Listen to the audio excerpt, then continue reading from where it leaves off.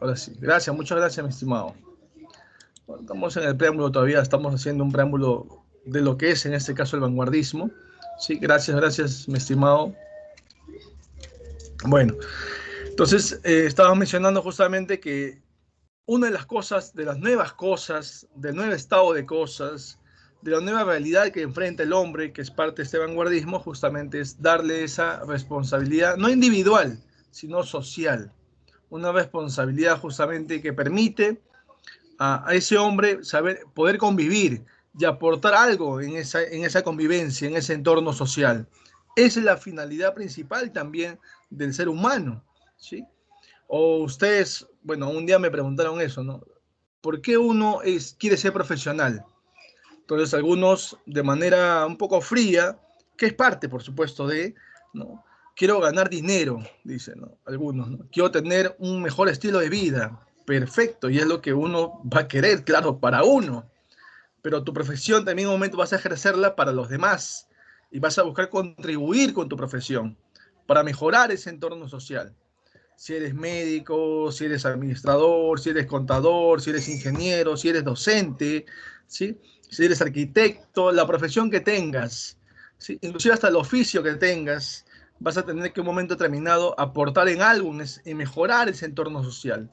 Esa es la función, esa es la responsabilidad social de que se habla en El ser y la nada de Jean-Paul Sartre, que justamente forma parte de este llamado existencialismo, que es uno de los sismos del vanguardismo. Entonces tenemos dos sismos ya.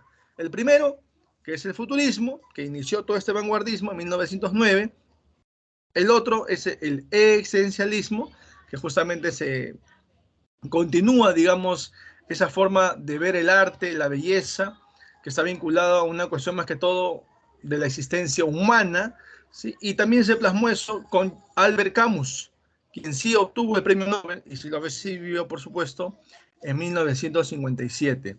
Obras de Albert Camus encontramos El extranjero y La peste. Y La peste es una obra muy interesante, una novela muy interesante, en el cual se plasma la solidaridad. Otra vez, esa palabra vinculada a una responsabilidad social, por supuesto, ¿no? En este caso, la peste, los profesionales van a ser solidarios con los pacientes, por así decirlo, ¿no? Porque esta enfermedad era muy contagiosa y mortal. Entonces, los médicos, las enfermeras, los vinculados al mundo de la medicina, tenían que tratar a los pacientes. Muchos de ellos se rehusaban, decían, no, no, no, no, yo no he estudiado para eso, decían algunos inclusive. Yo no he estudiado para venir a morir aquí porque ellos se han contagiado. Otros se expresaban así.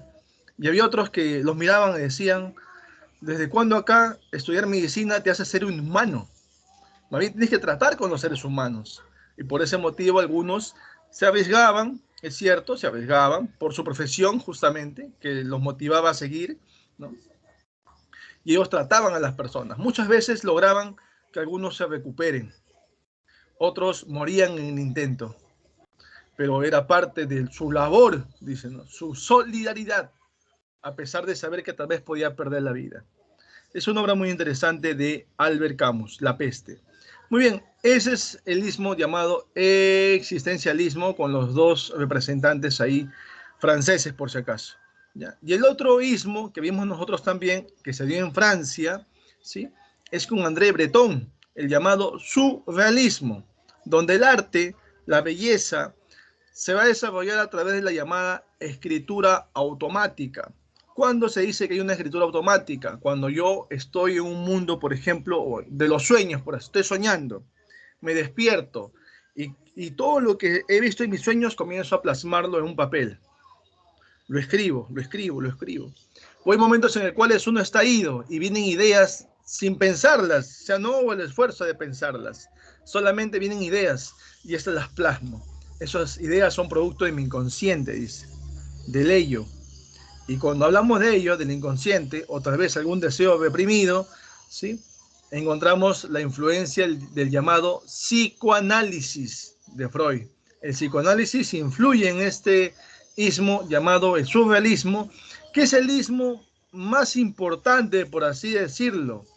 Profe, pero el futurismo no sería el más importante. No, el futurismo fue el que inició esta vanguardia, el que inició esta vanguardia. Pero el más importante sería el surrealismo, porque muchos escritores a nivel de Europa y Latinoamérica, incluyendo el Perú, son surrealistas, porque la forma de plasmar sus ideas proviene, dice, del inconsciente, del ello, de sus deseos reprimidos, de la libido en algunos casos, en otros de los sueños. Entonces, la mayoría tiene una forma de expresarse. ¿Sí? Ahora vamos a ver algunos representantes peruanos también que son surrealistas. ¿Ya? Muy bien, vamos a pasar a otro ismo.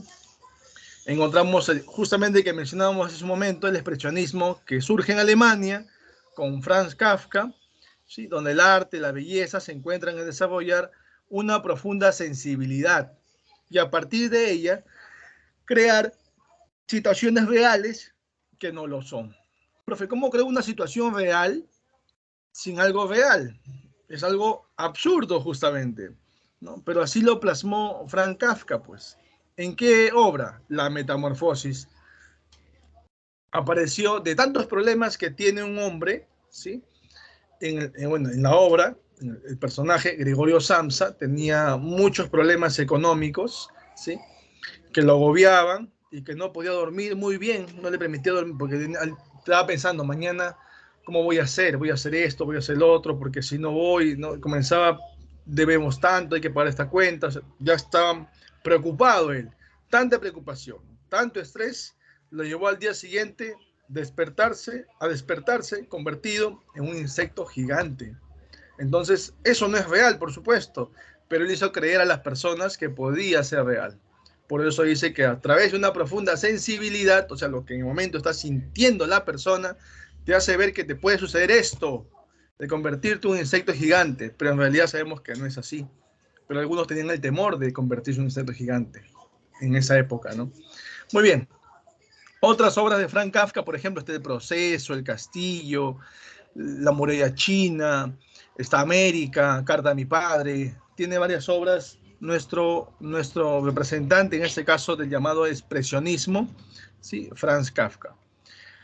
Otro ismo que se dio en este caso también en Francia, por si acaso, con Guillermo Apollinaire. ¿Recuerdan ustedes Guillermo Apollinaire qué creó? Él es el creador de unos poemas que tiene forma de objetos, ¿no? Pero en realidad cuando uno se acerca a esa imagen, hay versos en cada parte, en cada línea de ese objeto, que al final representan una imagen.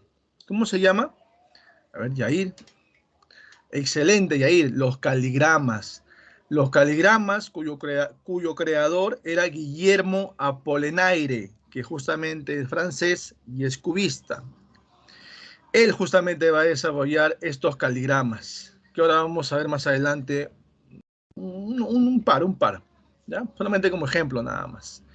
Pero en España va a tener un representante, digamos, más importante, que es Pablo Picasso, ¿ya?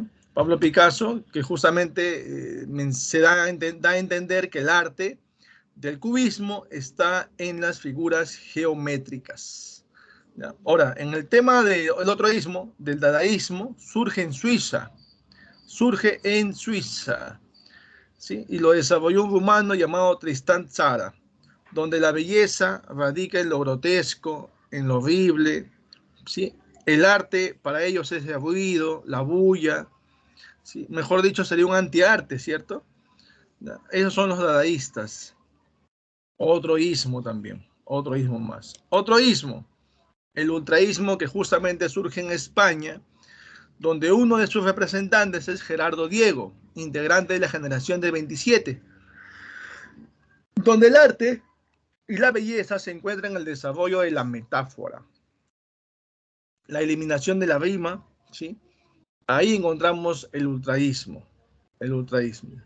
Y hay un escritor argentino, él, ¿sí? Que va a acogerse, que va a recibir la influencia de este ismo cuando él estuvo en España. Él se llama Jorge Luis Borges. Inclusive crea una obra que se llama Poemario, Fervor en Buenos Aires. Lo vamos a ver más adelante también, ¿ya? Pero luego de eso, él deja el ultraísmo, 3 años le duró aproximadamente, se cansó del ultraísmo y pasó al surrealismo. Él es uno de los también poetas surrealistas también. Y aquí la pregunta también ha venido desde previa hace un tiempo, donde menciona justamente, dice, istmo que se originó en América. ¿Cuál es el istmo que se originó en América? Ahí lo tenemos. El llamado creacionismo. El llamado creacionismo, ¿sí? Que es originario de América. Profe, pero en una clase pasada usted mencionó que era el modernismo. Por ahí me dijeron en una clase. A ver, el modernismo no es un ismo. El modernismo es un movimiento literario que se originó en América. Y otra diferencia más es que el modernismo se desarrolló en el siglo XIX. Inclusive recordemos que había un precursor del modernismo, que era un cubano, José Martí, porque digamos, proporcionó las bases de lo que era justamente este modernismo, y era por eso precursor. Pero el modernismo en sí inicia en 1888 con la publicación de una obra llamada Azul por Rubén Darío. Entonces, siglo XIX, estamos hablando del siglo XX, a partir de 1909 hacia adelante, ¿sí? Por ese motivo se menciona que no tiene nada que ver el modernismo, compararlo con el creacionismo en este caso, que es el istmo, que es originario de América, ¿sí? Cuyo representante justamente encontramos al chileno Vicente Huidobro. Obra de Vicente Huidobro, Altazor. Ahora, para ellos el arte, la belleza, para los creacionistas, o lo que se encuentra dentro de este ismo llamado creacionismo, la belleza se encuentra en una totalidad lírica. Ese lirismo puede representarse de dos maneras, ¿no? Un lirismo puro y un lirismo social. Cuando hablamos de puro, está vinculado a los sentimientos. Y cuando hablamos de lo social, está vinculado a la protesta, al reclamo, ¿ya? Entonces, como dice, independiente de toda forma de contexto, no importa lo que se está llevando a cabo en ese momento, en lo que el autor en ese momento también quiere expresar ideas, sentimientos, ¿sí? Y como dice ahí, es una creación autónoma, en este caso del poeta, ya que el poeta representa o puede ser como un dios. El poeta es un dios capaz de crear historias, capaz de crear personajes, capaz de crear mundos, ¿sí? Eso viene a ser el creacionismo. Muy bien, muy bien. Ahora sí recordar, ¿no es cierto?, los ismos que forman parte de la vanguardia, y vamos a encontrar las principales características de este vanguardismo, ¿sí? Pero ya no como en el europeo, que vimos un vanguardismo vinculado a la narrativa, porque el vanguardismo europeo lo vimos en la narrativa, vimos justamente a Frank Kafka en narrativa, porque tenía sus novelas, y en ese caso la novela corta era La Metamorfosis, y vimos el vanguardismo en narrativa, aquella oportunidad. Ahora es narrativa lírica, en poesía. Algunas son iguales y hay otras que se diferencian, porque la narrativa es diferente a lo lírico, pues. ¿Ya? Utilizan técnicas innovadoras distintas. ¿Ya? Muy bien. En las características, por ejemplo, aquí, de manera genérica, sabemos nosotros que los vanguardistas son originales, tienden a la originalidad y van a rechazar toda tradición, expresión poética o artística en general del pasado. Van a rechazar todo ello. No van a estar, van a oponerse, van a intentar destruirla inclusive, ¿sí? Y van a adoptar nuevos credos estéticos, nuevas formas de apreciar el arte. Por eso está el futurismo, está el cubismo, está el existencialismo, está el expresionismo, está el ultraísmo, está el creacionismo y el surrealismo. Cada uno ve de manera distinta el arte, la belleza. Y ahí vemos también que experimentan en la técnica, en el uso del lenguaje, ¿sí? Van a crear palabras nuevas, sin significado. Sí, vamos a mencionar también ello. Hay una irrestricta libertad verbal al momento de expresarse. No hay parámetros. ¿Ya? Continúa la creación de fondo y forma. Ahí están los caligramas de Guillermo Apolenaire, por ejemplo, ¿sí? hay una ruptura gramatical como efecto de la tensión emocional. Esta es una característica importante del vanguardismo poético, del vanguardismo lírico. Esa ruptura gramatical como efecto de la tensión emocional. ¿Sí? Profe, ¿cómo es eso? Por ejemplo, Vallejo, en su poemario Trilce hay un poema 28, que ahora vamos a leerlo. Quiero que ustedes participen en la lectura. A ver si se animan, claro está. ¿Ya? Ahí, por ejemplo, en el poema 28, Vallejo está hablando sobre su madre. ¿Sí? Recuerda a su madre había fallecido justamente de César Vallejo, y él recuerda ahí a su madre. Está escribiendo sobre ella, pensando en ella, por supuesto, en ese momento, y de repente se desconcierta, se pone triste, melancólico, nostálgico, ¿sí? Se pone a pensar, recordar cómo era su madre, y hay un momento en el cual él ya dice, bueno, ya se tranquiliza, quiere continuar escribiendo y no tiene la hilación, no tiene la secuencia, no se da cuenta o no se percata de lo que había hecho al inicio, ahora quiere continuar y no es lo mismo que tiene. Entonces, pero aún así continúa haciéndolo. Eso es ruptura gramatical, un efecto de la tensión emocional, que se genera justamente, y eso va a generar justamente hermetismo en el contenido del mensaje. Profe, ¿cómo es hermetismo en el contenido del mensaje? Como no hay una secuencia entre lo que estoy escribiendo, ¿sí? En un momento determinado, luego como me conmuevo, quiero seguir escribiendo, lo hago, pero no concuerda, genera un mensaje oscuro, oculto, hay un mensaje ahí, pero tengo que descifrarlo, ¿sí? Entonces a eso le llama hermetismo en el contenido del mensaje. Y lo que se va a apreciar también tanto en lo lírico como en lo narrativo es la multiplicidad de puntos de vista. Los vanguardistas no quieren que piensen como él, no quieren que si él dice que el tema es el amor incondicional, ustedes también vean amor incondicional, pueden ver otro tema. Es su punto de vista, es su percepción y eso tiene que respetarse. Los vanguardistas lo ven de esa manera. Muy bien, acá están los caligramas. Tienen forma, en este caso la forma de una mujer, ¿cierto? Una mujer con sombrero. El otro día me dijeron, profe, yo veo a un hombre que está con algo cubierto ahí sobre su cuerpo, y está sus dos zapatos, me dijo. Ah, mira, ve, qué percepción. Y no hay problema, es su percepción, ¿sí? Pero da a conocer en este caso lo que es una mujer con sombrero, ¿ya? El otro en este caso habla sobre el mar, ¿no? Un poema sobre el mar, y hace ver que como si fueran las olas del mar, ¿no? Bueno, también encontramos ese tipo de caligramas también, ¿sí? Muy bien, ese es un caligrama de Guillermo Apolenaire, por ejemplo, ¿no? Lo que él justamente desarrolló en su momento, ¿ya? Ahora, profe, usted hablaba ahorita de las características de la vanguardia lírica, ¿cierto? ¿Y la narrativa cuáles eran? Como para recordar nada más, profe. Solo quiero recordar cómo eran las características de la vanguardia en la narrativa. Bueno, mencionamos, esa oportunidad mencionamos tres, que justamente una era la que donde el personaje, o sea, en una obra el personaje podía expresarse por sí solo, se desplayaba por sí solo, explicaba la situación en la cual se encontraba por sí solo. ¿Recuerdan cómo se llama esa técnica innovadora en narrativa de la vanguardia? Porque se creó justamente una obra llamada Ulises. El autor era James Joyce.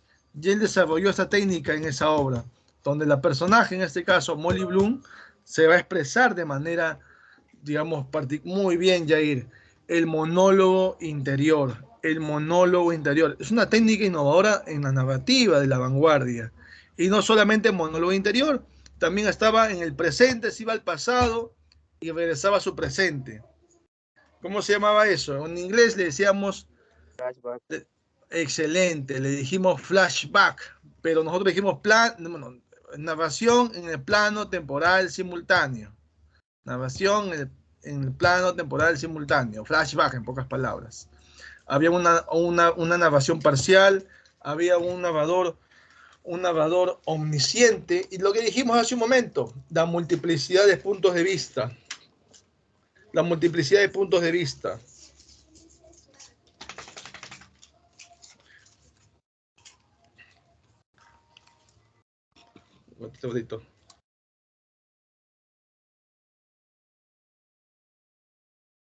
Muy bien. Entonces son las técnicas innovadoras en narrativa. ¿Sí? Solamente para recordar nada más, porque ahora estamos en lo lírico, ¿sí? Muy bien. Y aquí, como dijimos, esta diapositiva, se ven los caligramas. Y ahora sí vamos a entrar a nuestro vanguardismo peruano y vamos a hablar de algunos representantes, ¿sí? Algunos representantes. Por ejemplo, tenemos en los representantes, ¿sí?, a Juan Parra de Riego, ¿sí? Él es autor justamente Himnos del Cielo, Polirritmos, Blanca Luz. ¿Ya? Tenemos en la foto, justamente está en la parte superior, mano derecha de la diapositiva, es su imagen de él para que lo conozcan, porque se habla de los autores, pero no lo conocemos, no sabemos cómo son, ¿no? Entonces ya por lo menos ahí pueden verlo por foto quiénes son, ¿no? Entonces, él era Juan Parra de Riego, por ejemplo. El otro es Alberto Hidalgo, ¿no? Panoplia lírica, son poemas, por si acaso, todos son poemas, o poemarios, mejor dicho. Química del Espíritu, Oden Stanley, ¿sí? Y también está Xavier Abril, es el último, ¿sí? Difícil trabajo, taquicardia, descubrimiento del alba. ¿Ya? Son obras en lo lírico que han desarrollado estos autores. Pero fíjense, siempre me han preguntado de ellos, hasta ahorita lo que yo he podido, digamos, ser parte, porque yo tengo cierto tiempo también en CEPREVI, ¿sí? Han tomado en cuenta a Juan Parra de Riego, ¿no? Pero con una pregunta muy particular. ¿Por qué? Porque de los tres, él es el escritor futurista. Él es el que desarrolló el futurismo en el Perú. Sí, voy a escribirlo acá en el chat por si acaso. Ya, de repente a alguno se le va, ¿no? Se le va. Ya voy a escribir. Ajá. Mayúscula. Parra de Riego. Ah.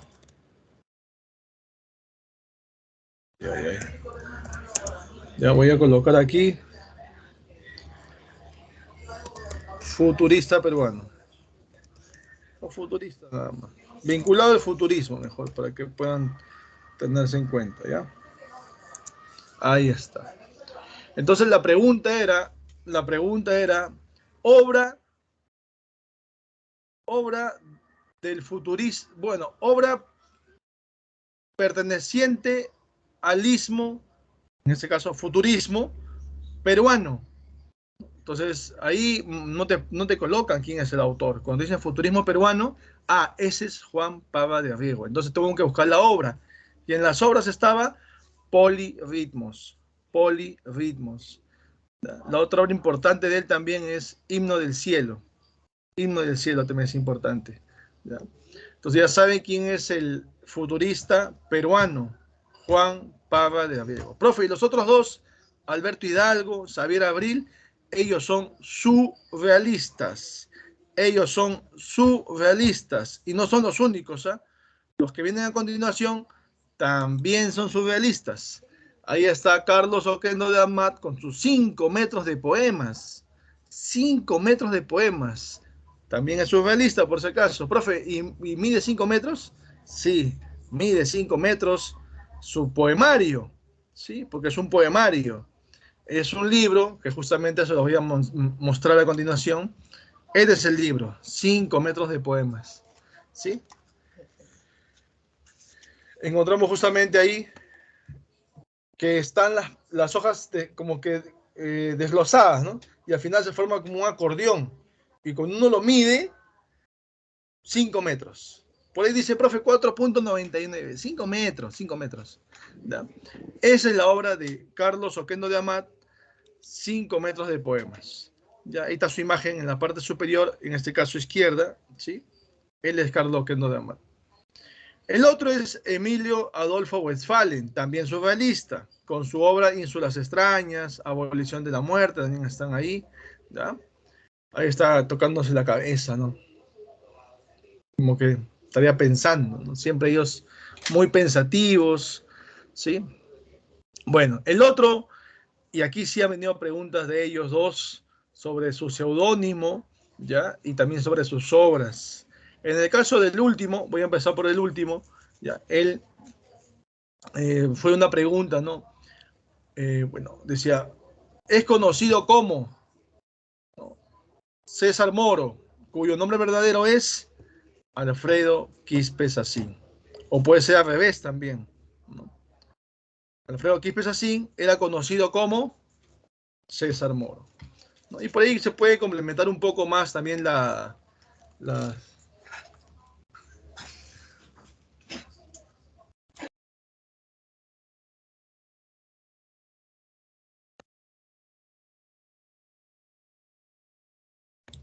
Bueno, entonces, un momentito, un momentito.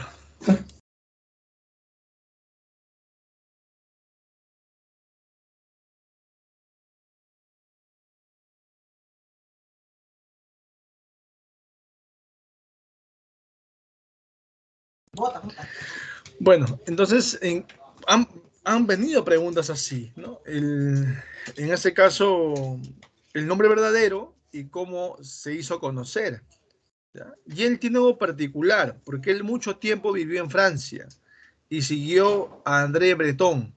O sea, el surrealismo lo trajo consigo. Por eso se dice que el más surrealista de todos los representantes peruanos es César Moro. Y fue una pregunta también que complementó la que les mencioné hace un momento, ¿no? Bueno, en este caso era conocido como, bueno, autor, ¿no? Autor de la obra de la Tortuga Ecuestre, porque su poemario justamente la Tortuga Ecuestre es un poemario 90% escrito en francés, en idioma francés, y 10% en español, ¿ya? Autor de la Tortuga Ecuestre, su nombre es Alfredo Quispe Sacín, ¿no? Representante del surrealismo y uno de los más destacados en ese istmo. Y justamente en las claves estaba César Moro, ¿ya? Sí, a veces las preguntas la complementan de esa manera, ¿no? El otro que tenemos aquí también es el que se hizo conocer como, bueno, se hizo conocer como Martín Adán, pero él se llama Rafael de la Fuente Benavides, ¿ya? Ahí está justamente sus obras, La mano desasida, La rosa de la espinela, Travesía de Estramares. Y por supuesto encontramos ahí La casa de cartón. Esta obra, La casa de cartón, al inicio era un proyecto escolar nada más. Él lo escribió cuando tenía 16 años, ¿ya? Y lo presentó, bueno, a muchos les agradó porque hablaba de una realidad que en ese entonces se vivía justamente en lo que era el balneario de Barranco, ¿no? Y él lo escribió visitando a su maestro. Su maestro justamente es un literato peruano. Era nosotros lo conocemos como el representante del simbolismo. Era el poeta simbolista. No sé si ustedes recuerdan quién es. Él tenía obras como, por ejemplo, poemarios, simbólicas, la canción de las figuras. Y dentro de estos poemarios, en el caso de la canción de las figuras, estaba La niña de la lámpara azul. Excelente, Yair. Eguren, José María Eguren. Era el maestro de Martín Adán, de Rafael de la Fuente Benavides. Y él lo visitaba justamente en su casa, una casita que ahora son digamos, de ladrillo y cemento, pero antes eran de madera. Y para cubrir su techo, inclusive ponían no solamente madera, cartón y plástico para que no pasara el frío, ¿no? Así se dice, ¿no? Entonces, esos sucesos, esos hechos y por supuesto la poesía de aquel entonces, retratado en la casa de cartón de Martín Adán Rafael de la Fuente Benavides. Excelente, muy bien. Entonces ya sabemos, todos son surrealistas, casi todos, casi todos son surrealistas. El más surrealista de todos es César Moro y el futurista es Juan Parra de Riego. ¿Ya? Muy bien, ¿alguna pregunta hasta ahí? ¿Alguna duda tienen? Como les mostré aquí, están los 5 metros de poemas. Y yo les invito tal vez un día antes de su examen, ¿no? O 2 días antes de su examen final, vayan un momento a la Casa de la Literatura, ¿no? Que está a la espalda del Palacio de Gobierno. Es gratuita la entrada por si acaso. salvo que quieran ver una representación teatral ahí que a veces hay y te cuesta 5 soles a lo mucho, ¿sí? Un poco para que se distraigan la mente y también refuercen lo que en clase hemos estado desarrollando, ¿sí? Muy bien. ¿Hay alguna pregunta hasta ahí? ¿Alguna duda? ¿Todo claro hasta ahí? ¿Sí? ¿Todo bien? Deditos arriba. Muy bien, ahí está el dedito arriba. Muy bien, Carla. Profe, ¿había alguna Seguimos. razón para que se pongan esos apodos? Bueno, los apodos más que todo cuando les preguntan, ¿no? ¿Por qué Martín Adán en este caso? Bueno, más que todo es una cuestión personal, por así decirlo, ¿no?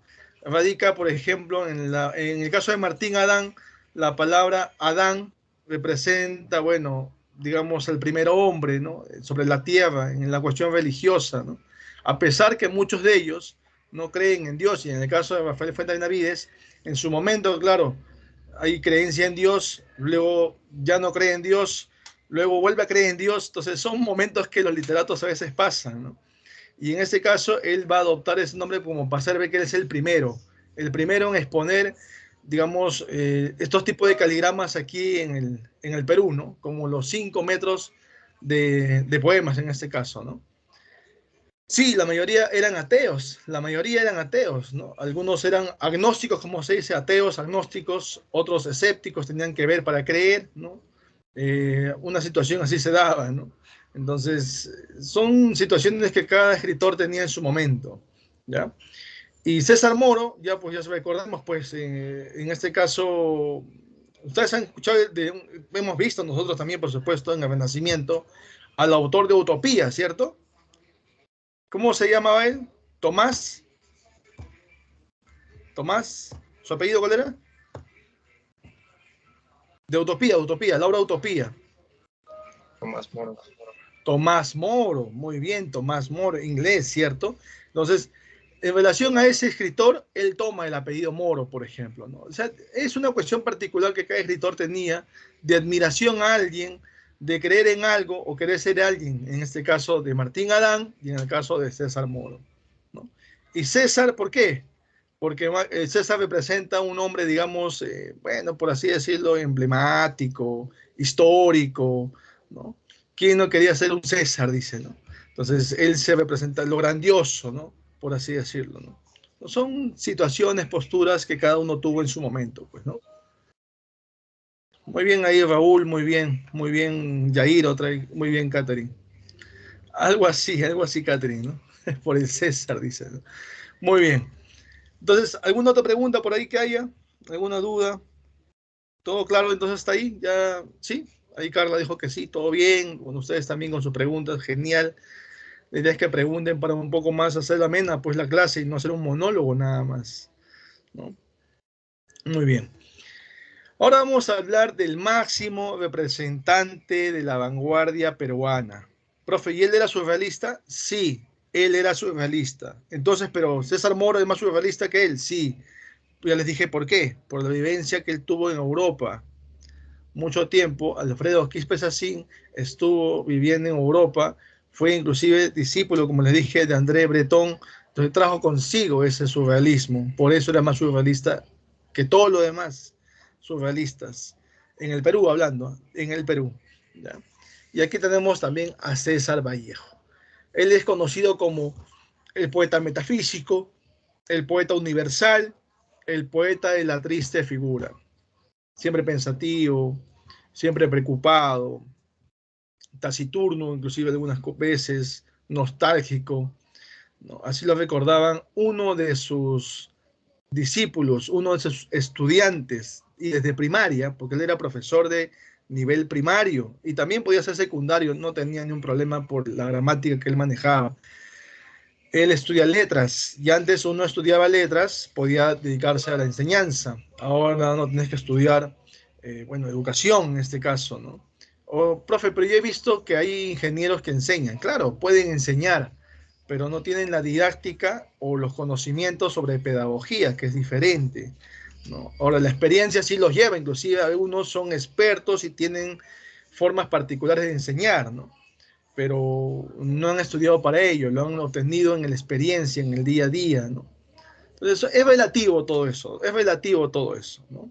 Hay inclusive algunos que no son abogados, pero saben mucho de leyes, ¿no? Entonces, la experiencia tal vez en ese entorno los ha llevado a ese punto, ¿no? Entonces, Vallejo era el docente que transmitía no solamente conocimientos, sino te daba a conocer la realidad, ¿eh?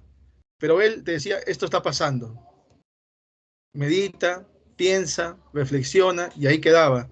Él no juzgaba, él no criticaba, él no defendía. Solo te mostraba la realidad y hacía que tú te pongas a pensar, a analizar, ¿verdad? ¿Sucede esto? ¿Por qué sucede? ¿No? ¿Por qué se da? ¿Para qué se da? Entonces, eso generaba él, ¿no? Por eso le decían el poeta metafísico, pues, ¿no? Va más allá de simplemente lo real, por así decirlo, más allá, ¿no? Bueno, profe, y ahí dice el cholo también, ¿sí? También él decía, bueno, en todo caso, dígame cholo, pues decía, ¿no? Se va, se ve no amargado, o sea, está pensativo, ¿no? A ver, pónganse ustedes así en esa posición. ¿Estarían amargados así ustedes creen? No, amargo no. Amargo ustedes, brazos cruzados, ¿no? Pero está una mano así, pues, así como pensativo, preocupado, ¿no? Sí, Raúl, pero es una buena percepción, ¿no? Es una percepción que tienes, muy bien, ¿sí? Profe, ¿por qué le decían el cholo? ¿Sí? Sí, también se puede tomar así, Catherine, ¿no? Como que, bueno, pues que pase lo que tenga que pasar, ¿no? Algo así también, ¿no? Bueno, ¿y por qué le decían el cholo? Él justamente, él era blanco, de tez blanca, ¿ya? De tez blanca. Entonces, él estaba en la sierra y todo el mundo lo miraba como que no encajaba en ese entorno social, ¿no? Porque mayormente en aquella época, y ahora lo toman como broma, y algunos inclusive dicen, no, se está burlando, está discriminando, dicen, ¿no? Ya comienza la censura, ¿no? Ahora, ¿no? Eh, o depende quién lo diga, profe, dicen, ¿no? Porque justo ayer conversaba con un muchacho que me decía, profe, un negro le puede decir a otro negro, dice, ¿no? Cuestiones de negros, pero un blanco o uno de nuestro color de piel, que somos mayormente mestizos, no le puede decir negro al otro porque se ofende. Ah, bueno, yo le digo, depende pues cómo vaya la expresión, ¿no? Cómo tú lo digas, ¿no? Si eres de manera, justamente suena discriminador tu forma de expresarte, entonces va a tomarlo así, pero si no, ¿por qué lo tiene que tomar de otra manera, no? Entonces Vallejo iba por ese lado, ¿no? Él decía, bueno, yo así tenga el color de piel, sea blanco, no importa el color de piel, decía, yo soy de la sierra, yo soy de los Andes, soy andino, soy serrano, díganme cholo, decía. No se sientan menos cuando alguien le diga, oye, serrano, está bien, pues eres serrano porque provienes de la sierra, provienes de los Andes, en todo caso andino sería el término, ¿no? Pero, ¿por qué motivo me voy a sentir mal? No, le decía, a sus alumnos de primer, segundo, tercer grado les inculcaba eso. Y dice, hay un estudiante particular que le contagió al final, dice, lo va a contagiar al final con esa forma de ser de él, ¿no? Y este estudiante con el tiempo llegó a ser uno de los novelistas más importantes en el Perú. Novelista y todavía indigenista, porque él sí iba a defender el indígena. Inclusive fue a prisión por oponerse al gobierno de ese entonces, ¿no? Digamos, por el maltrato que venía cometiendo contra los indígenas, ¿no? Recuerden que el Estado antes era opresor, ¿sí? Y es algo que Manuel González Prada en su momento también dijo, ¿no? Qué triste que el cura, el juez de paz y el gobernador, que es parte del gobernador, representa justamente al Estado, es parte del Estado, parte de un gobierno que es elegido justamente por los representantes de ese gobierno, ¿no? Cometen los abusos contra los indígenas. Y más adelante, ya años posteriores, por supuesto, los indigenistas van a dar a conocer ese atropello por parte del Estado, como lo hizo Ciro Alegría, como lo hizo José María Arguedas, como lo hizo Manuel Escorza, cada uno de acuerdo a la corriente que defendió, de acuerdo a su procedencia, donde ellos justamente nacieron, vivieron o fueron a vivir. Entonces, Vallejos le decía eso. Y se recuerda quién es ese novelista de esa corriente indigenista del norte, novelista indigenista. Escribió obras como Los perros hambrientos, La serpiente de oro, El mundo es ancho y ¿Sí lo ajeno. quería? Excelente, excelente. Ciro Alegría era estudiante de Vallejo en el nivel primario. Vallejo impregnó esas ideas, las ideas nada más, ya dependía uno si la desarrollaba o no, ¿sí? De lo que era justamente con el tiempo el defender a esa persona que era maltratada, discriminada, postergada, que decir, dejada a un lado, ¿sí? No tomada en cuenta, ¿no? Como era el indígena. Y en este caso, Ciro Alegría lo tomó, lo tomó. Muy bien, ese era César Vallejo, ¿no? Y como dice, ya otra vez, también vuelvo a repetirlo aquí, máximo representante del vanguardismo en el Perú, César Abraham Vallejo Mendoza. César Vallejo. Él nació el 16 de marzo de 1892 en Santiago de Chuco, Trujillo, La Libertad, ¿ya? Y falleció. ¿Qué día falleció? ¿Alguien me acuerda? ¿Fue domingo? ¿Fue un lunes? ¿Un martes? ¿Qué día fue que falleció? Profe, ¿qué nos importa qué día falleció? La cosa que falleció, ¿dónde? En París. Ah, genial, en París.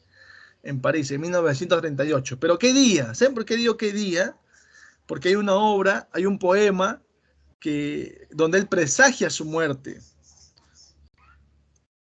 ¿Alguien recuerda? Como un adelanto a lo que vamos a ver ahora. A ver, Jorge, tocayo, a ver mi tocayo. Un viernes, dice, muy bien.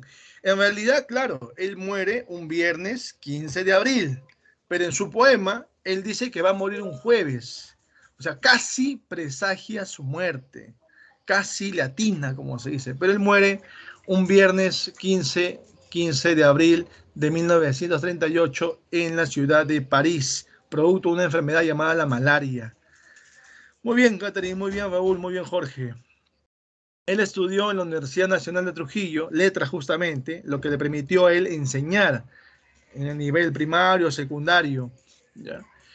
Él, de todas maneras, no le alcanzaba el dinero, entonces tenía que trabajar, digamos, o buscar otro tipo de trabajo. Tenía a su madre enferma, ¿ya? Entonces él tenía que ver por su madre y encima en ese entonces tenía un compromiso con una señorita de aproximadamente 15 años, él tenía 26, ¿ya? Tenía un compromiso ahí con ella, vivía con ella, ¿no? Entonces él no le alcanzaba el dinero, entonces dijo, tengo que estudiar otra carrera, y se viene a Lima y va a postular y va a ingresar a lo que es, lo que es San Fernando, ¿no? Que San Fernando se vincula mucho al mundo de la medicina. Bueno, ahora San Marcos, ¿no? San Marcos, San Fernando, y justamente Vallejo va a estudiar medicina, pero se da cuenta que hay cursos, ¿no?, dentro de la carrera de medicina que no van con lo que él quería, o sea, lo que él pretende hacer, ¿no? Entonces, como que no le cuadraba, no estaba de acuerdo con esos cursos vinculados al cuerpo humano o anatomía humana. Él era más de letras, él podía leer todo, pero ya interactuar con el cuerpo humano, como que no iba con él. Por eso Vallejo tiene un motivo por el cual va a dejar de estudiar medicina. Ahora, en 1918, justamente esta señorita que tenía 15 años, se llamaba María Sandoval. María Sandoval, luego Vallejo la hace conocer a ella con el nombre de Rita. O sea, no la hace conocer como María Sandoval, sino con el nombre de Rita. Y hay un poema que justamente menciona a Rita, que se llama Idilio Muerto. Ella es María Sandoval. Bueno, María Sandoval le comienza a reclamar a Vallejo el tema del tiempo. ¿Por qué? Se iba justamente a estudiar a Lima, medicina, tenía que trabajar ahí, porque estudiaba en Lima y trabajaba en Trujillo como docente, como profesor. Entonces no le alcanzaba el tiempo para ella y también dedicarle tiempo a su madre que estaba enferma. Entonces ella le reclama tiempo. Y con el tiempo le va a decir a Vallejo que ya no quiere estar a su lado, que va a separarse de él. Para Vallejo fue muy doloroso, porque decía, pero ¿por qué me dejas? Le decía. ¿Que acaso es por los rumores que hay que eres menor que yo? Le decía. No me hablas, o porque hay otra persona, le decía. No, le decía María Sandoval, es el tiempo que tienes que dedicarle a, bueno, a tus estudios, a tu trabajo, a tu madre, y para mí no hay tiempo, le dice, no hay tiempo para nosotros, le dice, ¿no? Por eso es que tengo que dejarte. Entonces Vallejo se sintió muy triste, desconsolado, pero y a pesar que la dijo, ya dejé de estudiar por si acaso, solamente trabajo, mi madre y tu persona, como antes, le dice. No, no es suficiente, le dice. Y ella se va. Vallejo estuvo muy triste mucho tiempo, ¿sí? Y encima, peor todavía, con la muerte de su madre, ese mismo año, 1918. Y a pesar de eso, ese año publicó su poemario Los Heraldos Negros. A pesar de todos sus sucesos, ¿eh? Los Heraldos Negros. Voy a publicarlo, ¿sí? Y cuando publica, esa obra tiene un lenguaje exquisito, un lenguaje, digamos, elegante. Hay musicalidad en sus versos, ¿no? Entonces, ¿influencia de qué movimiento tenía este poemario Los Heraldos Negros? A ver, un movimiento que surgió en América justamente, 1918. Todavía el vanguardismo en el Perú no llegaba. Dijimos que el vanguardismo llegó en 1920 en el Perú. Entonces todavía no llegaba. ¿Qué movimiento era? Muy bien, Yair. El modernismo. El modernismo. Recuerden, modernismo, musicalidad. Recuerden, modernismo, lenguaje exquisito, elegante. Y ese modernismo es el que va a influenciar en su obra Los Heraldos Negros. Ahora vamos a darlo a conocer, por si acaso, más adelante en otra diapositiva, ¿ya? Bueno, entonces Vallejo, después de eso, vino a Lima. Ya falleció su mamá. Su mamá se llamaba María Mendoza. La señorita con la que convivió y tuvo una vida fue María Sandoval, que al final lo dejó. Ahora les comento, Vallejo pensó que ella lo había dejado por el tiempo, ¿no? Y tenía otras ideas equivocadas que por otra persona, por la edad. Bueno, se llevaban 11 años de diferencia, claro está. Él tenía 26, ella tenía 15, ¿no? Entonces, pero no era por eso. El motivo principal era de que ella estaba enferma, tenía tuberculosis ya. Se había detectado tuberculosis y no quería ser una carga para él. Por ese motivo que ella inventa sobre el tiempo y se aleja de él. Vallejo se entera después de eso y va a estar con mucho más tristeza todavía porque decía yo pude haber hecho algo por ella, pero ella sin embargo, como tenía a mi madre enferma, no quería ser una carga para él supuestamente, ¿no? Entonces al final se entera eso. Bueno, él viene a Lima, enseña en el colegio Nuestra Señora de Guadalupe, que es el primer colegio de la República del Perú, ¿sí? Luego de eso, él le van a decir para que allá, Vallejo está en la diapositiva, parte superior dice máximo representante del vanguardismo en el Perú. Vallejo llegó a ser docente en el colegio Nuestra Señora de Guadalupe, ¿sí? Luego de eso le van a proponer para que sea director de un colegio particular, donde los dueños, bueno, lo conocían, sabían de su profesionalismo, ¿ya? Y lo van a contratar como director, coordinador también a la vez de esa institución educativa particular. Pero ahí Vallejo conoce a la hija del dueño. La hija del dueño es una muchacha de 16 años. Entonces Vallejo parece, le gustaban pues le llamaba la atención las señoritas, ¿no? Y el padre se entera y no está de acuerdo, por supuesto, por la diferencia de edad. Por ese motivo Vallejo lo despide.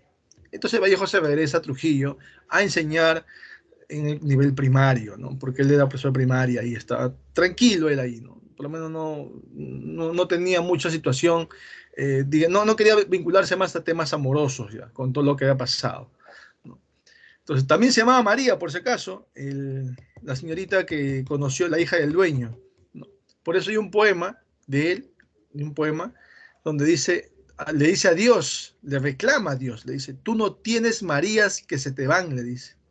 Se refería a su madre, a la muchacha que vivió con él y luego a la otra muchacha que conoció aquí en Lima, ¿no? Pero bueno, al final ya no quiso saber nada del amor en ese entonces, ¿sí? Regresa a Trujillo y su padre le consigue un trabajo como administrador en una mina en Cusco. Entonces le dice, te vas a Cusco, hijo, ahí vas a encontrar una cuestión, digamos, más rentable y se va a Cusco, ¿sí? Raúl, sí te respondí, Raúl, ¿cierto? Es el máximo representante del vanguardismo peruano. Está bien, ¿verdad? No hay problema, voy a escribirlo mejor, pero ahí está. Ya está. Entonces, él se fue a Cusco como administrador y allá en Cusco él tenía que administrar una mina administrar una mina. Entonces llega a la mina, ¿no? Tranquilo, él llega para ver cómo es la situación, ¿no? Y veía quienes trabajaban en la mina eran campesinos. Entonces decían, pero ustedes, ¿por qué trabajan en la mina y no están en su campo? No están en el campo arando, sembrando, cosechando. No es que nos han obligado prácticamente, porque si no trabajamos aquí en la mina, nos quitan las tierras. Y nosotros vivimos de las tierras. Ahora que nos dan otra oportunidad, bueno, nos pagan de acuerdo a lo que encontremos. Nosotros también podemos quedarnos, nos pagan algo y bueno, ya con eso un poco más para la familia, ¿no? Pero Vallejo cuando llega se da cuenta que la condición en la cual trabajan es infrahumana. No hay medicinas, muchos están enfermos, no hay medicinas, no les daban sus alimentos como debía de ser y el pago para él era ínfimo. Entonces él no estaba de acuerdo con la condición de salud, social, hasta personal que le daban al campesino que trabajaba en esa mina. Prácticamente los estaban matando, decía Vallejo. Entonces Vallejo va a buscar la manera de mejorar su situación. Y decía, bueno, y si no mejoro, bueno, hay que protestar, le decía. Imagínense, ¿no? Tú eres el administrador de una mina. Ustedes, a ver, ustedes son los dueños de una mina y tienen un administrador de su mina como Vallejo. ¿Qué hacen ustedes con Vallejo? A ver, ¿qué hacen? ¿Qué harían ustedes con Vallejo? Si es tu mina. Algunos van a decir, profe, yo soy de buen corazón, y le digo, Vallejo, bravo, hay que buscar la mejora, digamos, laboral del trabajador. Excelente, es un dueño filántropo ya, pero la mayoría de dueños, ¿qué haría con Vallejo? A ver, ¿qué dicen ustedes? ¿Qué harían con Vallejo? Vamos, escriban algo, ¿qué pasa? Vamos. Ya saben, conmigo pueden expresarse, no hay problema. ¿Mm? Es un curso de letras, expresión. Expresión, razón, ¿sí? Vamos. ¿Qué harían ustedes con Vallejo? Ahí Raúl, muy bien, Raúl. Ahí Raúl, te leo, Raúl. Claro, prácticamente, como dicen coloquialmente, te está levantando el pueblo, ¿no? Te está asusando la gente para que reclamen, para que protesten. ¿Qué harías, Raúl, en este caso? O algún otro compañero, Jorge, Carla, Rodrigo, Sebastián, las señoritas que temprano estuvieron ahí, Catherine.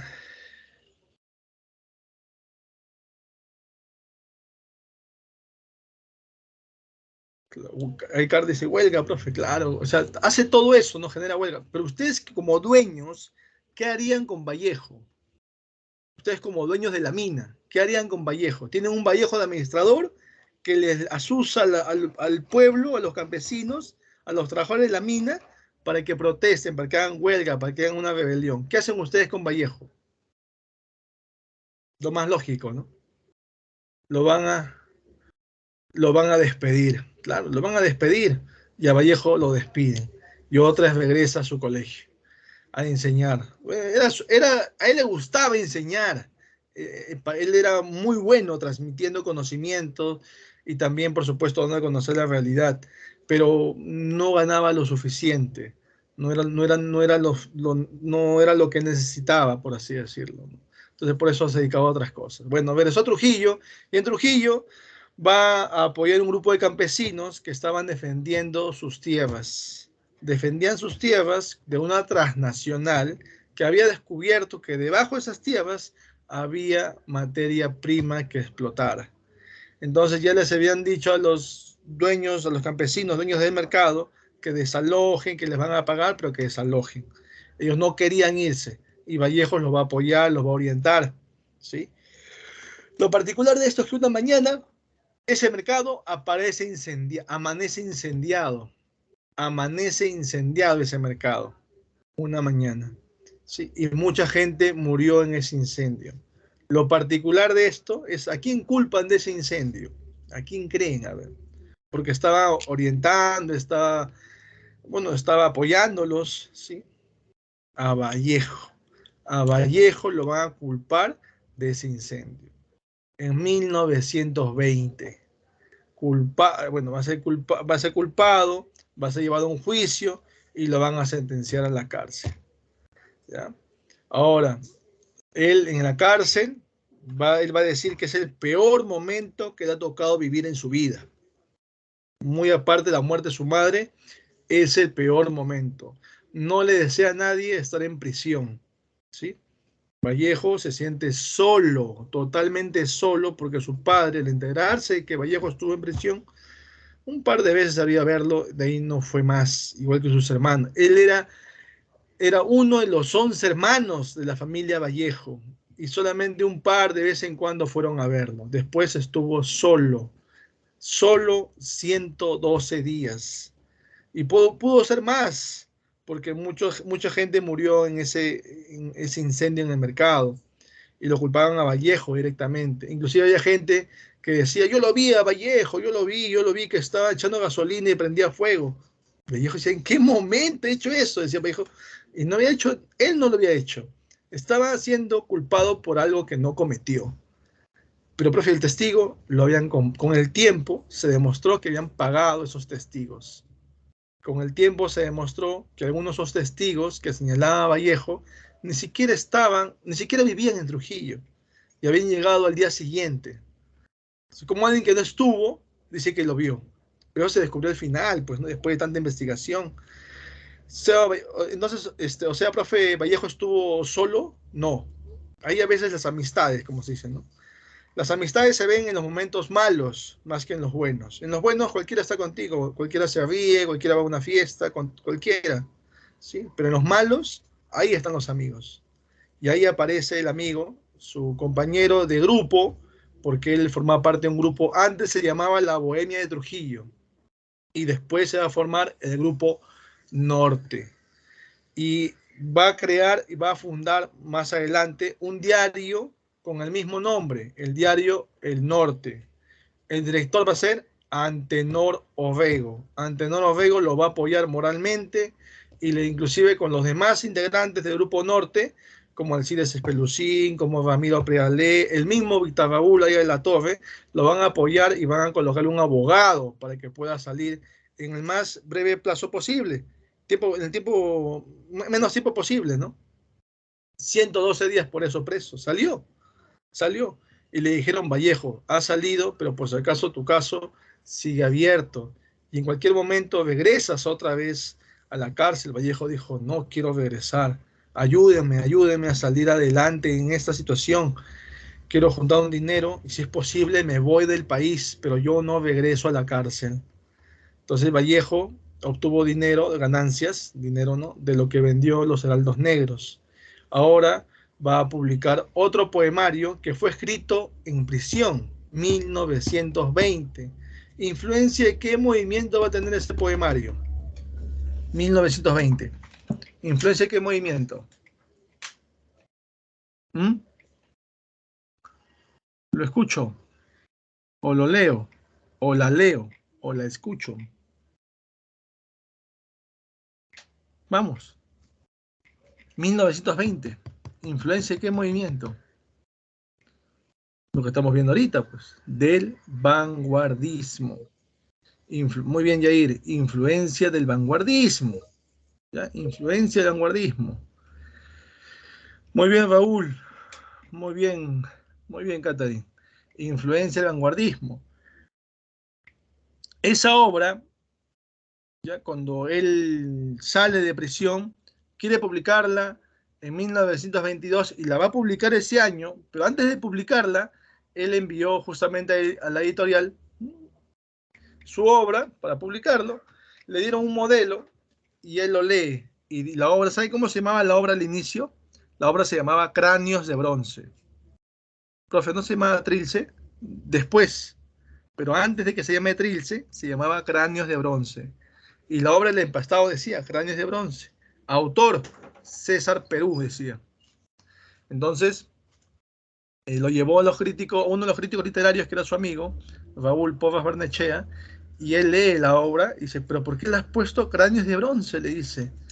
Bueno, tiene que ver mucho con simplemente una expresión en la cual quiero hacer ver, ¿no? De la clase indígena, ya le dice, de las muertes que se ha generado en base a la clase social indígena, a los indígenas.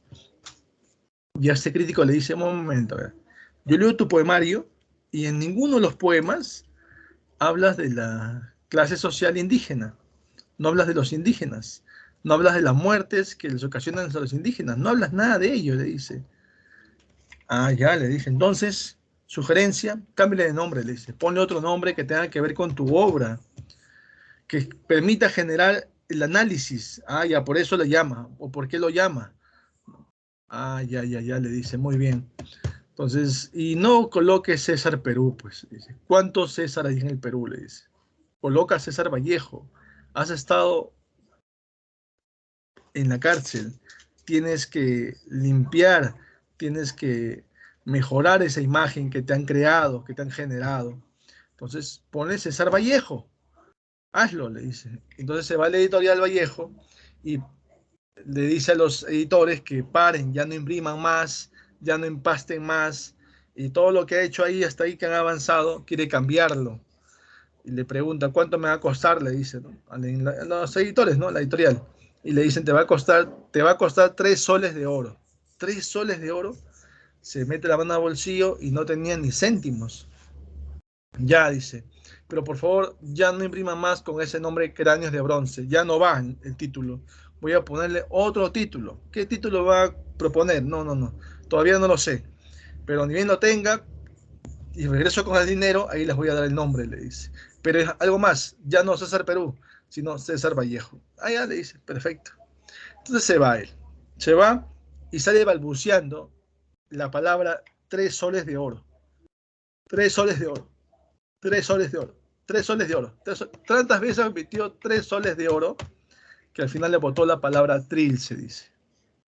Y dijo, ya sé ya qué título voy a ponerle a mi obra. Le voy a poner trilce. Y se fue a buscar dinero para que sus amistades le iban a prestar por mientras. Y ahí justamente a Crítico, que también se encontró, le dice, ya sé qué título le voy a poner. ¿Cuál? Le dice. Le voy a colocar trilce. ¿Y qué significa? Nada, le dice. Nada, no significa nada. Es una expresión nada más de un momento en el cual no tenía 3 soles de oro. Nada más, le dice. Y se va. Bueno, por lo menos das a pensar, porque trilce, ¿no? Ahora, hay algunos que dicen, profe, he leído que dice triste y dulce, ¿no? Triste y dulce, ¿no? Corto las palabras, triste, triste, y dulce, la LCE, ¿no? Triste y dulce de la vida, dice, ¿no? No, los críticos dicen eso. Vallejo no. Vallejo dice que es una expresión nada más y que no significa nada de un momento en el cual no tenía 3 soles de oro. Así es, Raúl. Momentos desesperados, medidas desesperadas. Muy bien, Raúl. Algo así le pasó a Vallejo en ese momento. Entonces fue la editorial, pagó los 3 soles de oro y cambiaron a nombre de Trilce. Por eso fue publicado con ese nombre en 1922.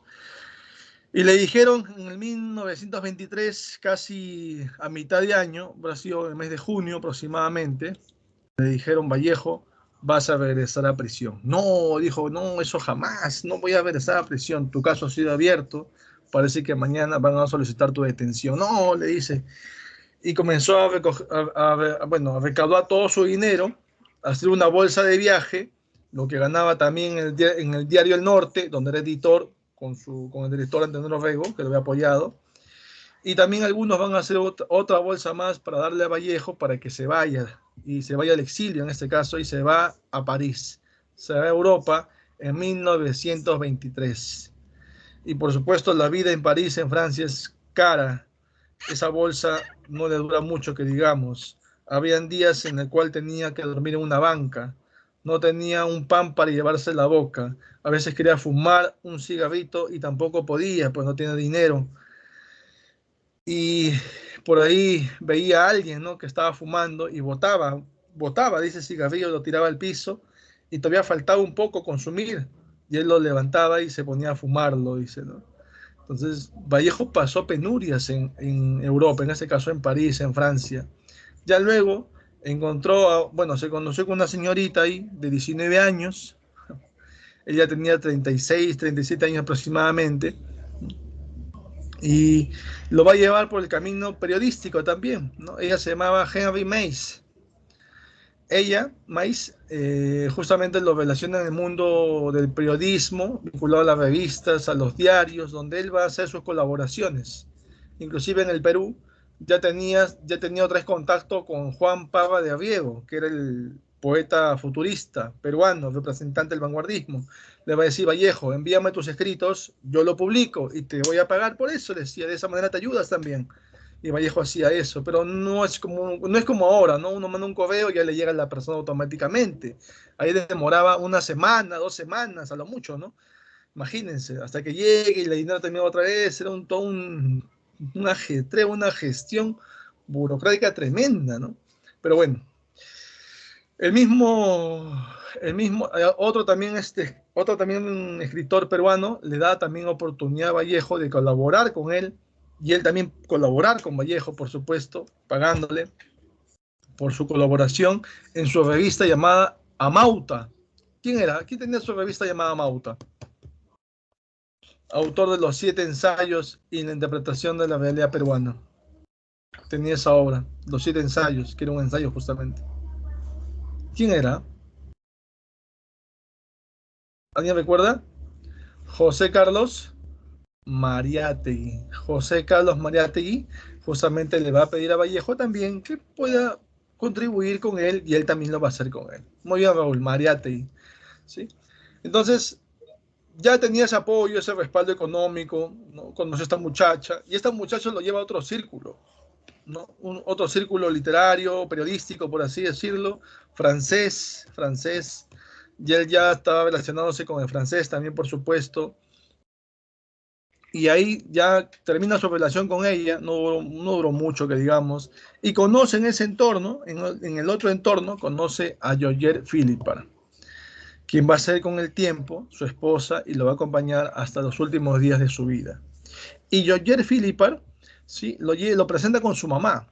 También Georgette, por si acaso, era una muchacha de 19 años, y él tenía 37, igual 37, 36 años aproximadamente. Se lo presenta a su mamá, y su mamá le dice, ¿no?, a Georgette, luego le dice: ¿sabes qué, hija?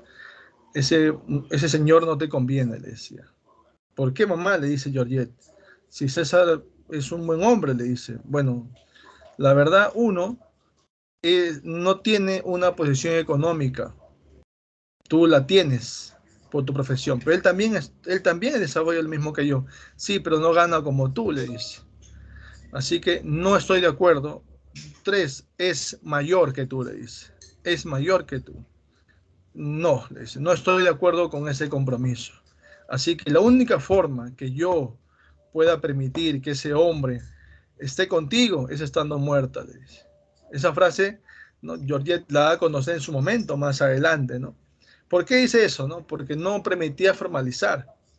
En 1929 su madre fallece, de Georgette Philippard, y ese año decide formalizar con Vallejo, y Georgette lo lleva a su casa y vive con él en su casa. Antes no podía hacerlo.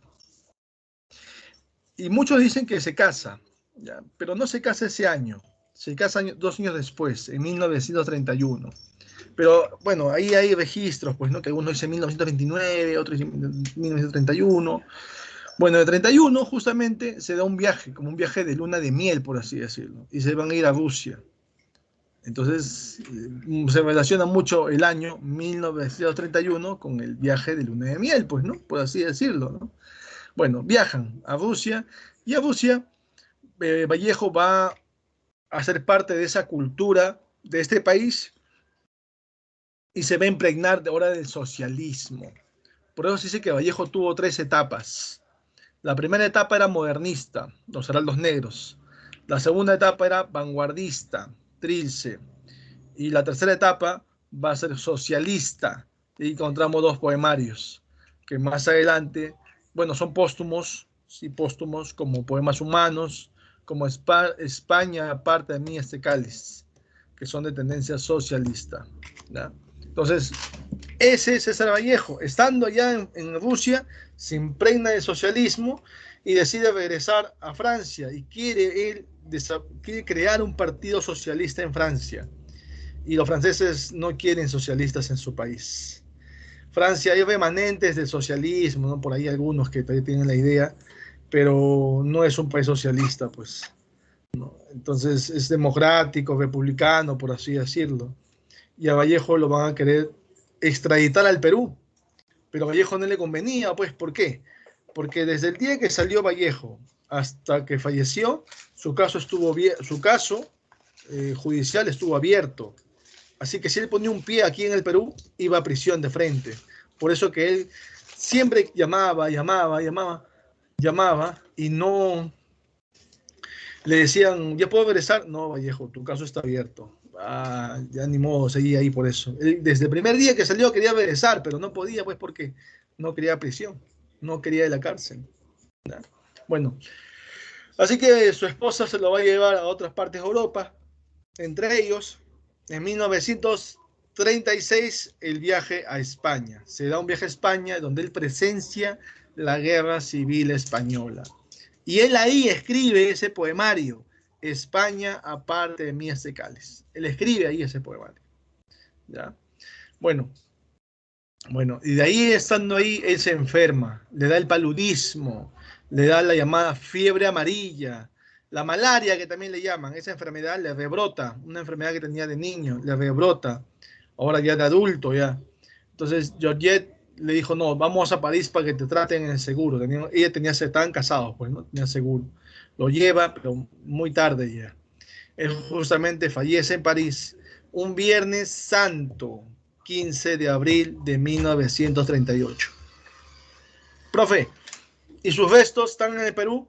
Su esposa no quiso que lo trajeran. Miren, el Estado peruano, bueno, el gobierno peruano en ese entonces, ya una vez muerto Vallejo, bueno, murió ya su caso cerrado, pues ya no había otra forma ya. ¿Qué va a seguir? ¿Quién sigue el juicio después de muerto? Nadie, ¿cierto? Entonces ya, como ya murió, caso cerrado, y le dicen ya a la viuda, señora Georgette Philippa, los restos tráigalos acá. Y yo digo, un momentito, no. Él sufrió muchísimo cuando quiso por querer regresar a su país. Sufrió mucho. Y acá sufrió más todavía porque estaba en un lugar donde le costó mucho adaptarse. ¿Sí? Y aquí tuvo los mejores momentos de su vida porque vivió a mi lado y vivimos juntos felices, tranquilos, con sobresaltos tal vez como toda familia o toda pareja puede tener, pero él era feliz aquí. Yo no lo conocí feliz allá, así que él se queda aquí. Y ella venía de vez en cuando acá al Perú a visitar, a reuniones, a tertulias, a conversaciones literarias, ¿no? No, ya falleció ella ya falleció ya, ¿sí? Muy bien, muy bien. Ese era César Vallejo. Ahora, las obras, bueno, la temática de sus obras, justamente de Vallejo, está vinculado al sentimiento de orfandad. Se sentía solo, ya su madre había fallecido, ya, y su padre era, bueno, distante a él, ¿no? Tenía nostalgia por la niñez. Por eso que enseñaba, en el nivel primario, él enseñaba y veía todas las carencias que tenían los niños en la sierra de nuestro país, ¿no? Claro que sí, ella se quedó con los derechos de las obras de Vallejo. Por eso, inclusive, ese poemario póstumo, ella con su amigo Raúl Porras Barnechea, amigo de Vallejo, por si acaso, le proponen el título, Poemas Humanos. No es el título de Vallejo, por si acaso, Poemas Humanos. Lo propone ella en coordinación con Raúl Porras Barnechea, por ejemplo, ¿no? Y España, aparte de ese cáliz, es póstumo, el título sí era de Vallejo, pero lo publican después de su muerte, ¿no? Bueno, regresando a los temas, se ve también el tema de la nostalgia por la niñez, ¿sí? Es el tío del tiempo, la idea de muerte, el amor, el recuerdo de la familia, ¿sí? Y la preocupación por el destino del hombre. Era lo que siempre le preocupaba, ¿no? ¿Qué pasará? ¿Qué pasará aquí más adelante? Y muchos ahí como una crítica, ¿no? ¿Por qué pensar que va a pasar más adelante? ¿Por qué pensar que le va a suceder al hombre más adelante? Que vivan lo que tengan que vivir, de la mejor manera, eso sí, sin perjudicar a nadie, con algo que cuesta con el tiempo desarrollar y aprender, el saber convivir. Entonces, algunos mencionaban eso como crítica a Vallejo, que se preocupaba mucho por lo que vendrá más adelante. No sabemos si vamos a llegar más adelante, es algo relativo, ¿no? Entonces, son cosas que a veces se planteaban sobre la poesía y pensamiento de Vallejo. Muy bien, obras de Vallejo. Muchos recuerdan a Vallejo y dicen, ah, Vallejo Trilce, ah, Vallejo eran los negros, ah, Vallejo España, par de este cáliz, y se olvidan de poemas humanos, inclusive algunos. También es parte lírica, por si acaso. Pero tiene otros géneros también Vallejo. Por ejemplo, tiene ensayos. Ese ensayo que justamente cuando estuvo de viaje por Rusia en 1931, contra el secreto profesional, el arte y la revolución, ¿no? Él se quedó muy impactado como Rusia seguía, digamos, subliminalmente, interiorizaba en las personas la idea de la revolución, del socialismo, ¿no? A través del arte, de la pintura, de la música, del baile, ¿no? Lo insertaban y los rusos asimilaban esas ideas, ¿no? Entonces le llamó mucho por eso muchos con el tiempo que tienen esa tendencia socialista, ¿sí? Entre comillas digo yo siempre, ¿ya? De protesta, de reclamos, ¿no? Es genial, es interesante, ¿ya? Pero cuando lo utilizan para otras cosas, ahí ya se tergiversa y ahí malogran esa poesía, ¿no? Esa novela. Entonces, Vallejo no lo entendió como ahora algunos lo entienden, ¿no? Por así decirlo, ¿ya? O inclusive algunos dicen, no, Vallejo era socialista, Vallejo era comunista, dicen, ¿no? Vallejo tenía las ideas de un socialismo, pero bien llevado, bien interpretado, no el mal o el que sacan provecho, ese no, ¿ya?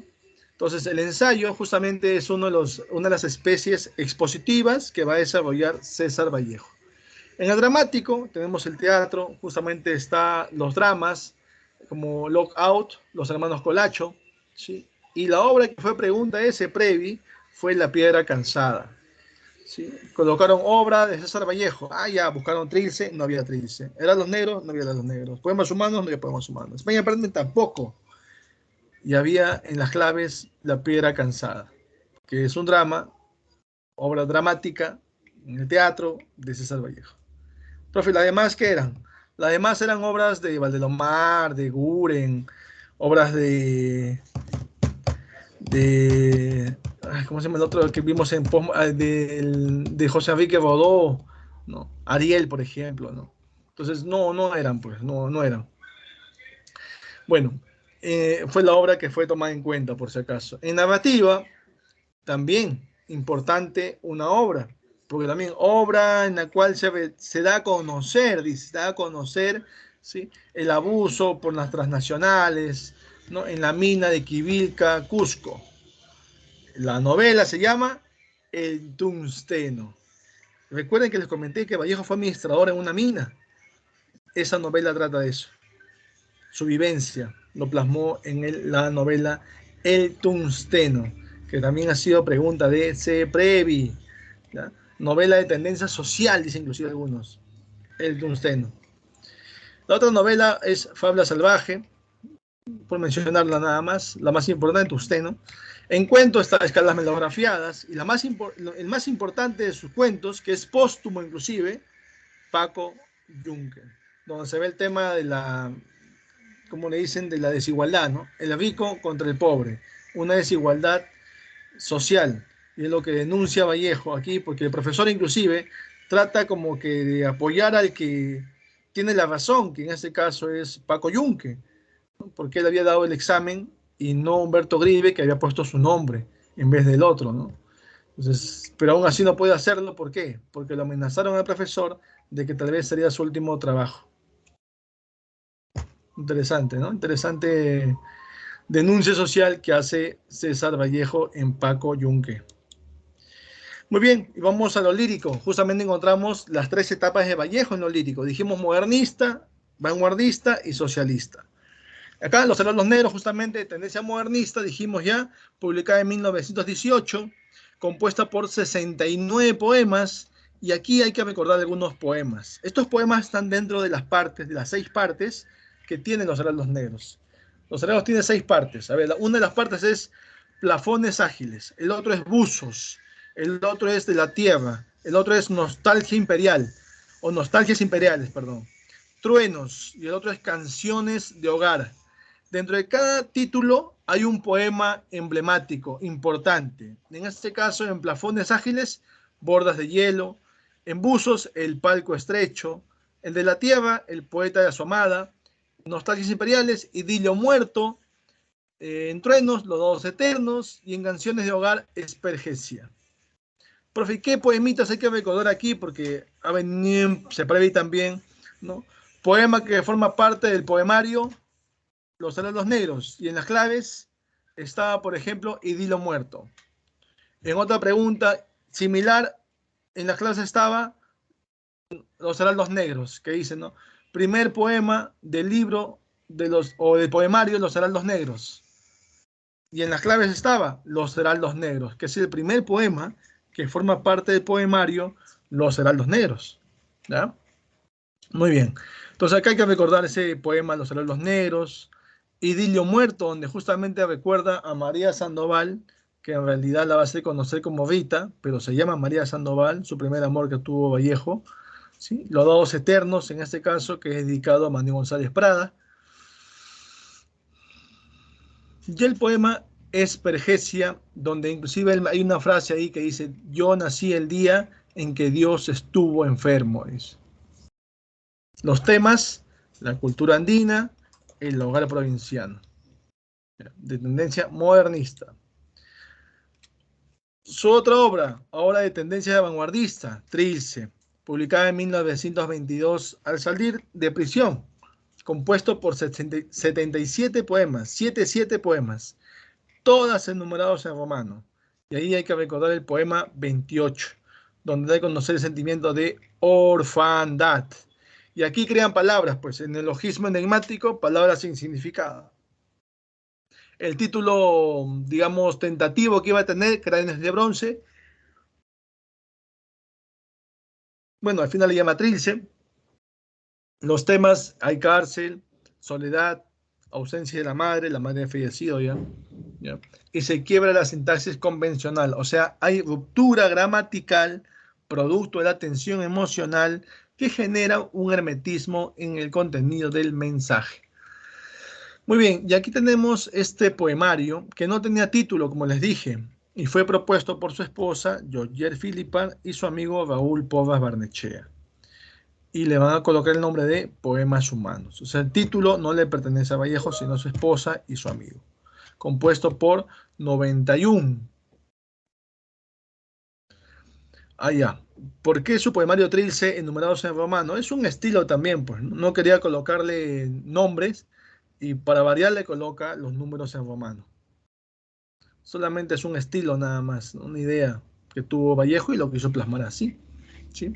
Es como recuerden ustedes en lo Gustavo Adolfo Bécquer, en sus rimas, también quiso colocarlas casi todas en romano, menos tres, ¿no? Que era para Casta, a Elisa y Amor Eterno, ¿no? Que era para Julia Spin, su musa de Gustavo Adolfo Bécquer. Algo similar con Vallejo, pero en relación más que todo a que era un estilo nada más, ¿no? De enumerarlos. Sí, bueno, es un estilo, pues, ¿no? Más que todo porque a veces dice, tengo que pensar tanto el título de un poema y a veces no concuerda, pues, con el poema, ¿no? Entonces, mejor no pensar tanto y le coloco un número, ya está. Ya que las personas cuando lean, le den el título que quieran. No hay problema. Los vanguardistas tienen ese pensamiento, como le dije hace poco, ¿no? Bueno, está compuesto por 91 poemas, ¿sí? Y aquí hay que recordar el poema donde presagia su muerte, ¿ya? Piedra negra sobre una piedra blanca, ¿no? Y ahí presagia su muerte, pero no coincide con el día, por si acaso, ¿no? Porque él fallece un viernes y él dice que va a un jueves de otoño, ¿no? Ese poema forma parte de Poemas Humanos, ¿ya? El otro es España, aparte de Mías Cáliz, que también es póstumo después de su muerte, igual que Poemas Humanos, ¿ya? Y de tendencia socialista. Y aquí este poemario comprende 15 poemas, inspirada en la Guerra Civil Española. Y aquí hay que recordar el poema 12, que se llama Masa, donde la solidaridad es capaz de vencer a la muerte. Los que lo han leído, genial y saben a qué me refiero, ¿no? Porque hay un estribillo que dice, pero el cadáver, ay, siguió muriendo. Profe, si es un cadáver, ¿cómo va a seguir muriendo? ¿Cierto? Es lo contradictorio, lo absurdo, bueno, parte de, ¿no? Del vanguardismo, por así decirlo. Bueno, después de eso menciona que al final el hombre vio, porque todos los hombres de la tierra lo rodearon, le dijeron que se quédate hermano, le dijeron, ¿no? Entonces, no te vayas. Él abrió los ojos, se puso de pie, abrazó al primer hombre y se echó a andar. Clásico, ¿no? Clásico, muy bien. Muy bien. Entonces, hasta ahí vamos a hablar de nuestro amigo César Vallejo. Vanguardismo, representantes, características del vanguardismo en el Perú, ¿ya? Peruano. Ahora vamos a leer, a ver, ¿quién quiere leer este poemita? A ver. ¿Quién quiere leer? A ver, ¿quién quiere? No se peleen, por favor, solamente una persona nomás. Quiero que pueda leer este poema, por favor. ¿Sí? ¿A quién se anima a leerlo? A ver. Alguien, vamos. Alguien, una señorita, un varón que quiera leer, a ver, este poema, que nos deleite con su voz melodiosa, en el caso de las damas, en el caso de los varones, con su voz estruendosa y varonil, por supuesto. A ver, una lectura. Ahí Raúl dice, invoca a alguien. Bueno, a ver, ¿a quién está invocando? ¿Ustedes la conocen o lo conocen? Tal vez para que pueda leer, por favor, nos acompañe con la lectura de ese pequeño poema, que es el poema que forma parte del poemario Los Heraldos Negros. Ailén, a ver, Ailén, ¿estás por ahí? Ailén. A ver, vamos, breve nomás, porque ya la hora nos gana. Para no leer solo, pues, porque ya he hecho un monólogo hoy día. Si no fuera por Raúl, no fuera el joven que aprende su audio y participa, Catherine, Yair ahí, también Carla ahí también está presente, Jorge, bueno, Jorge otra vez también está ahí, Catherine, ya dije el nombre ya, ¿no? Catherine, después, ¿quién más estuvo hoy día? Niurka ahí saludando temprano, Vanessa, Sebastián también estuvo ahí en el chat. Yo sé que todos quieren participar, sé que todos están atentos a la clase, pero tengo una leidita, pues, este poemita, breve. Nadie los ve, porque están sin cámara, solamente su voz nada más. Vamos, Raúl, Eduardo, vamos, uno de ustedes dos, anímense. Lourdes, ahí está Lourdes que dice con Catherine Ailén, alguien, a ver, breve, miren, un minuto más, un minuto más se va. Estamos perdiendo el tiempo, dice Vallejo. Vallejo dice el tiempo. Importante es el tiempo.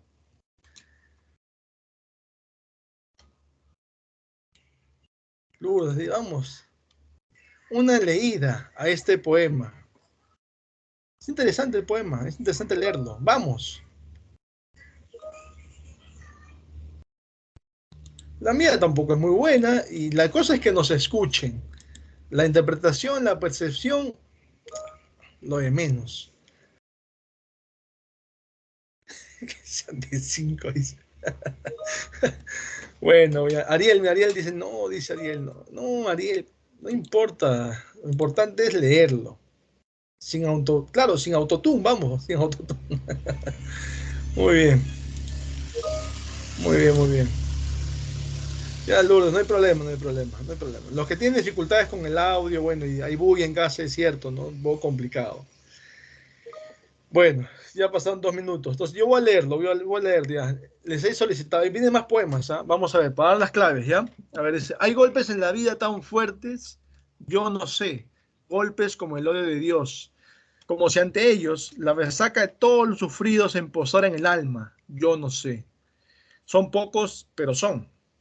Abren zanjas obscuras en el rostro más fiero y en el lomo más fuerte. Serán tal vez los potros de bárbaros Atilas o los heraldos negros que nos manda la muerte. Son las caídas hondas de los cristos del alma, de aquella fe adorable que el destino blasfema. Esos golpes sangrientos son las crepitaciones crepitaciones de algún pan que en la puerta del horno se nos quema. Y el hombre, pobre, vuelve los ojos como cuando por sobre el hombro nos llama una palmada, vuelve los ojos locos, y todo lo vivido se emposara, como charco de culpa en la mirada. Hay golpes en la vida tan fuertes, yo no sé. Ahí me trabé, por ejemplo. Sí, es parte de, pues, uno no es perfecto, ya se ha dicho ya. ¿No? Podemos equivocarnos, tal vez uno lee, estaba leyendo una línea más abajo, ya estaba leyendo y cuando doy cuenta, no, ¿qué estoy haciendo? ¿No? Pero tiene que seguir, pues. Ya, muy bien. Entonces, este poema, por ejemplo, dijimos que da a conocer un tanto el mundo andino, ¿no? La vida familiar, ¿sí? El poemario en sí, los heraldos negros. ¿Ya? Y acá un tanto que blasfema contra Dios, ¿no? Tal vez ya porque ha sufrido o ve el sufrimiento ajeno. Es un poema muy interesante, ya dijimos, de tendencia modernista. ¿Ya? Aquí el poema 28 de Trilce. ¿Ya? A ver, ¿alguien se anima? ¿Ya se animaron? No lo hicieron. En RB, de hecho, tienen que leer, supongo, ¿no? Estarán leyendo ahí, ¿no? Muy bien, poema 28 dice: he almorzado solo ahora, y no he tenido madre, ni súplica, ni sírvete, ni agua, ni padre que en el facundo ofertorio de los choclos pregunte para su tardanza de imagen, por los broches mayores del sonido. ¿Cómo iba yo a almorzar? ¿Cómo me ibas a servir de tales platos, distantes esas cosas, cuando habrase quebrado el propio hogar? Cuando no asoma ni madre a los labios, ¿cómo iba yo a almorzar? No nada. A la mesa de un buen amigo almorzado, con su padre recién llegado del mundo, con sus canas tías que hablan en tordillo de tinte de porcelana, viciando por todos sus viudos alveolos, y con cubiertos francos de alegres tiroriros, porque estase en su casa, así, qué gracia, y me han dolido todos los cuchillos de esta mesa en todo el paladar, el llantar de estas mesas así, en que se prueba amor ajeno en vez del propio amor, torna tierra el bocado que no brinda la madre, hace golpe la dura deglución, el dulce, y el aceite funerio, el café, cuando ya se ha quebrado el propio hogar y el sírvete materno no sale de la tumba, la cocina a oscuras, la miseria de amor. Ahí está, ¿sí? Ahí está el poema 28 de Trilce. Ahí están debatiendo ahí en el chat ustedes, ¿no? Bueno, muy bien. Este poema, por ejemplo, aquí nos habla de la ausencia de la madre, ¿no? Sí, no está presente, claro, ya falleció y él escribió este poema estando en prisión. Ya luego se publica a su salida en el año de 1922, ya con el nombre de Trilce, pero antes iba a llamar Cráneos de Bronce, dijimos, ¿no? Entonces, es de tendencia vanguardista porque él en la cárcel estuvo en 1920 y en ese contexto es que escribe esta obra. ¿No? El otro poema se llama Piedra Negra sobre una piedra blanca. Y dice, me moriré en París con aguacero, un día del cual tengo ya el recuerdo. Me moriré en París y no me corro. Tal vez un jueves, como es hoy, de otoño.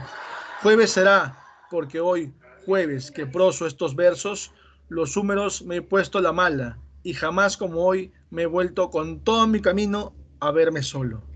César Vallejo ha muerto. Le pegaban todos sin que él les haga nada. Le daban duro con un palo y duro también con una soga. Son testigos los días jueves y los huesos húmeros, la soledad, la lluvia, los caminos.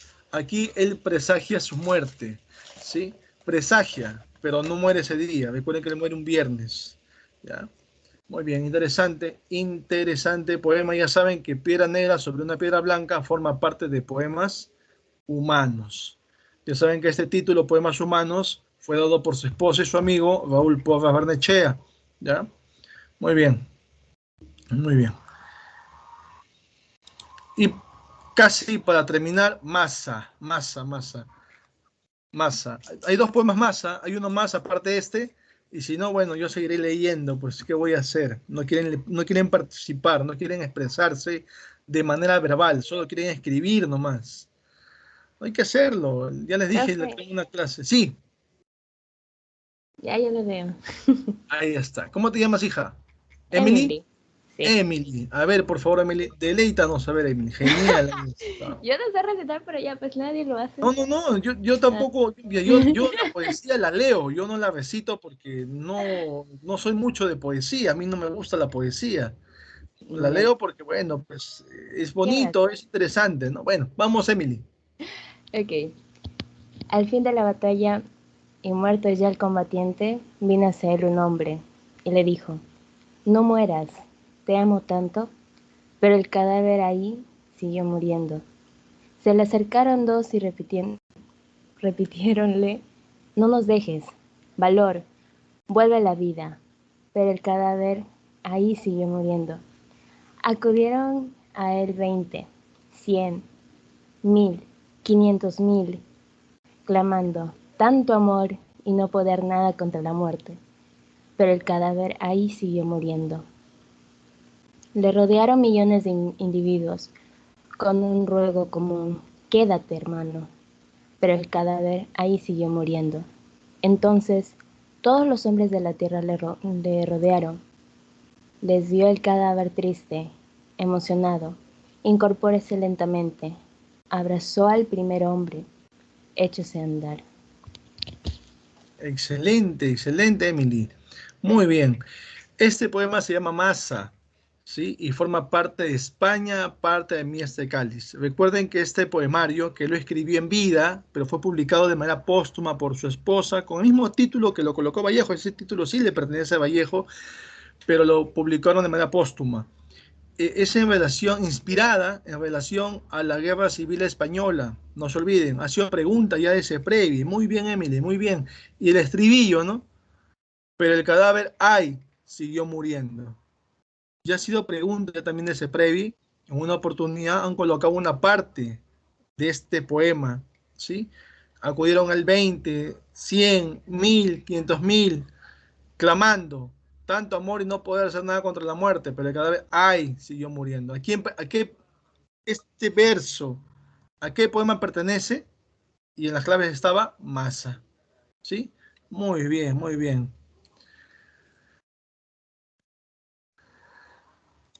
Muy bien. Tranquilos, tranquilos ahí en el chat. No se emocionen. Emily, muy bien, Emily. ¿Alguien quiere leerlo? Un varón, a ver, tanto que hablan, tanto que escriben, a ver, los varones, a ver ahí. A ver, escriben, escriben, a ver, los varones. Un varón que lea Idilio muerto, a ver. Vamos, se acaba el tiempo. No creo que solamente sean de escribir, ¿no? También deben ser de expresarse verbalmente, no solo a través de la escritura. Ese Jorge. No tengo lengua, profesor. ¿Cómo no va a tener lengua, mi estimado Jorge? Qué gracioso. Bueno, es una exageración esa, Jorge, ¿eh? Es una hipérbole, estás exagerando ya. Bueno, a ver, Raúl o Jorge, mi tocayo dice no tiene lengua ya. O Eduardo, a ver, uno de los dos. Terminamos la clase, vamos, ya vemos con broche de oro. A ver, un varón. Vaya a ser otra dama, puede ser también que se anime. Bueno, bueno, a ver. Yo lo voy a leer. Ya, dice, Idilio muerto. ¿Qué queda? Dice. Muy bien. Dice, ¿qué estará haciendo esta hora mi andina y dulce Rita de junco y capulí? Ahora que me asfixia Bizancio y que adormita la sangre como flojo coñac dentro de mí. ¿Dónde estarán sus manos? ¿En qué actitud contrita? Planchaban en las tardes blancuras por venir. Ahora, en esta lluvia que me quita las ganas de vivir. ¿Qué será de su falda de franela? De sus afanes, de su andar, de su sabor a cañas de mayo del lugar. Ha de estarse en la puerta mirando algún celaje y al fin dirá temblando, qué frío hay Jesús, y llorará en las tejas un pájaro salvaje. ¿A quién recuerda aquí? A María Sandoval, aquella muchacha que al final, bueno, lo dejó a Vallejo, es cierto, pero ya dijimos que era por una cuestión de enfermedad, que al final les entera. Este poema forma parte de los Heraldos Negros, también de tendencia modernista. Muy bien, muy bien.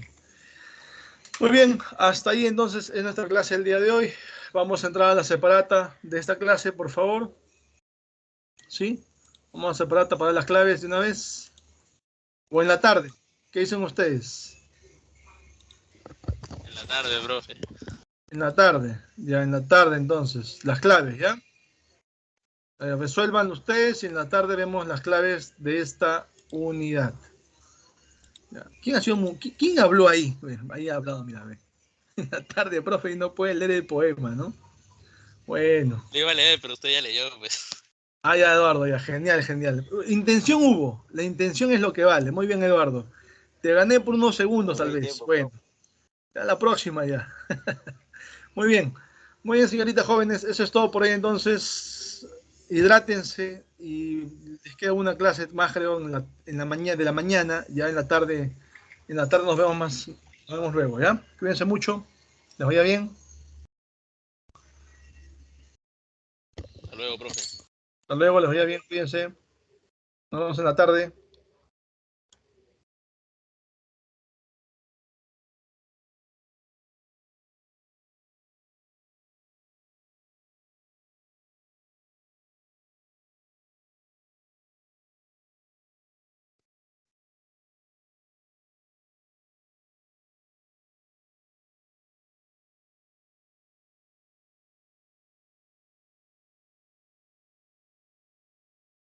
Nos vemos en la tarde. Cuídense, cuídense mucho. Almuercen. Después, claro, ¿no? Por si acaso ya descargué la asistencia también.